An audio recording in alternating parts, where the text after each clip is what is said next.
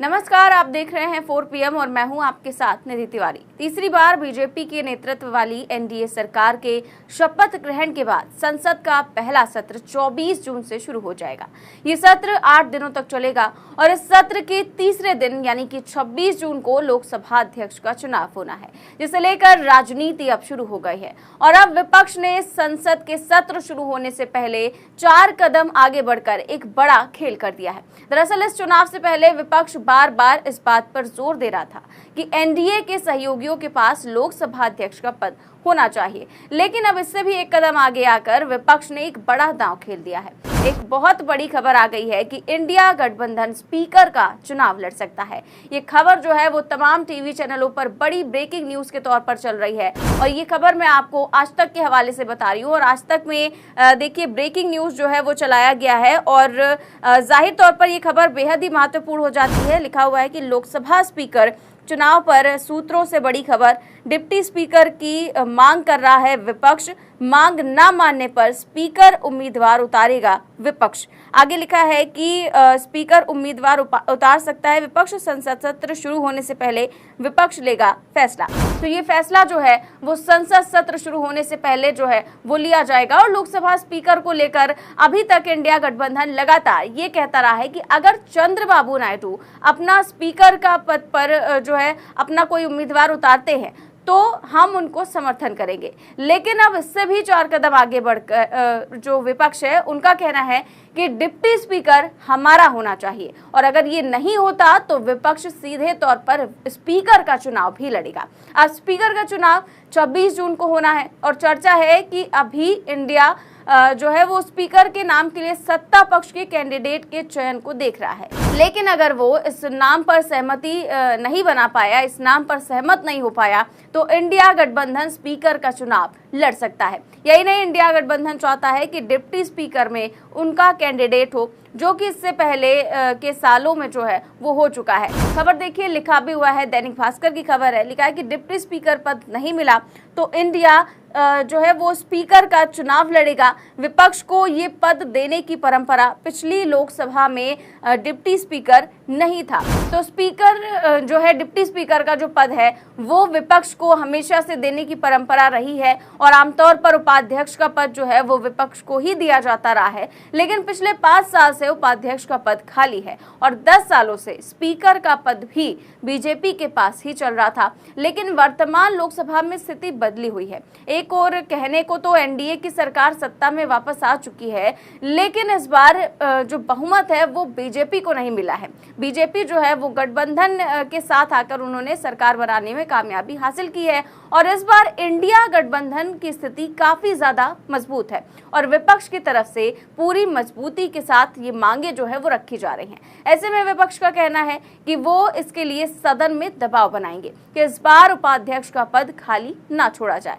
लेकिन अगर विपक्षी दलों को डिप्टी स्पीकर का पद नहीं दिया गया तो वो स्पीकर पद के लिए अपना उम्मीदवार खड़ा कर सकते हैं और इस संबंध में अंतिम निर्णय जो है वो संसद सत्र शुरू होने से ठीक पहले लिया जाएगा। और अब तो संसद के अंदर विपक्ष बहुत ताकतवर है, इसीलिए इंडिया गठबंधन अब सरकार को ये भी संदेश दे रहा है कि अब किसी भी हाल में उनकी मनमानी नहीं चलने देंगे और स्पीकर के पद के लिए विपक्ष की दावेदारी ने आने वाले संसद सत्र को बेहद दिलचस्प बना दिया है। लेकिन आखिर स्पीकर के लिए इतनी जद्दोजहद क्यों की जा रही है और इतना महत्वपूर्ण क्यों है ये पद, उसके लिए मैं बस आपको एक उदाहरण दूंगी। 1999 में स्पीकर ने जो है वो विशेष अधिकार का इस्तेमाल किया था और 1 वोट से अटल सरकार गिर गई थी।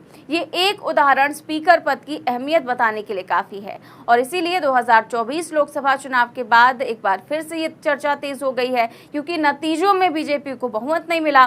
जो चंद्रबाबू नायडू की टीडीपी है और नीतीश कुमार की जेडीयू है, उनके सहारे सरकार बनाने में कामयाब हुई जो एनडीए। लेकिन ऐसे में खबरें आ रही हैं कि टीडीपी स्पीकर पद के लिए अड़ी हुई है और अगर विपक्ष अपना स्पीकर जो है डिप्टी स्पीकर भी ला पाया तो भी बहुत बड़ी जीत होगी। लेकिन अब विपक्ष के अंदर खाने इस बात को लेकर चर्चा चल रही है, इस बात को लेकर जो जद्दोजहद चल रही है कि हमें अपना स्पीकर उतार देना चाहिए। और तो और ऐसा नाम कौन सा हो सकता है, इसी बात की अंदर खाने चर्चाएं चल रही हैं कि कोई ऐसा नाम निकाल कर लाया जाए जिसके बाद सबके रास्ते बंद हो जाए। जैसे कि राष्ट्रपति के लिए महामहिम द्रौपदी मुर्मू को उतारा था बीजेपी ने, तो उसके बाद में जो यशवंत सिन्हा थे जिन्हें विपक्ष की तरफ से उतारा गया था, वो अपने आप में पहले दिन ही साफ हो गया था कि जीत द्रौपदी मुर्मू की ही होगी। तो उम्मीदवार अगर इस तरीके से उतारा जाए, सोची समझी रणनीति के तहत उतारा जाए, तो फिर जो स्थिति है वो पूरी तरह से बदल सकती है।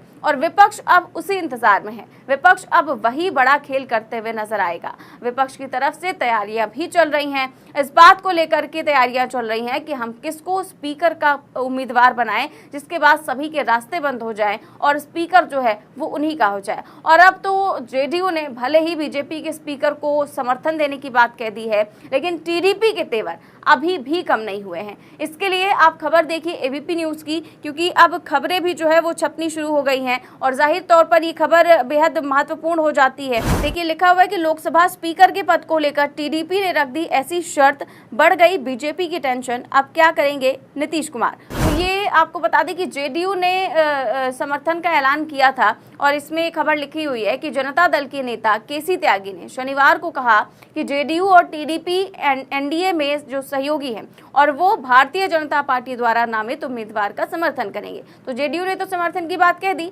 लेकिन टीडीपी ने क्या कहा वो गौर करने वाली बात है। टीडीपी के राष्ट्रीय प्रवक्ता ने सर्वसम्मति वाले उम्मीदवार को ही स्पीकर का पद मिलेगा। उन्होंने कहा कि इसको लेकर एनडीए के सहयोगी एक साथ बैठेंगे और तय करेंगे कि स्पीकर के लिए हमारा उम्मीदवार कौन होगा।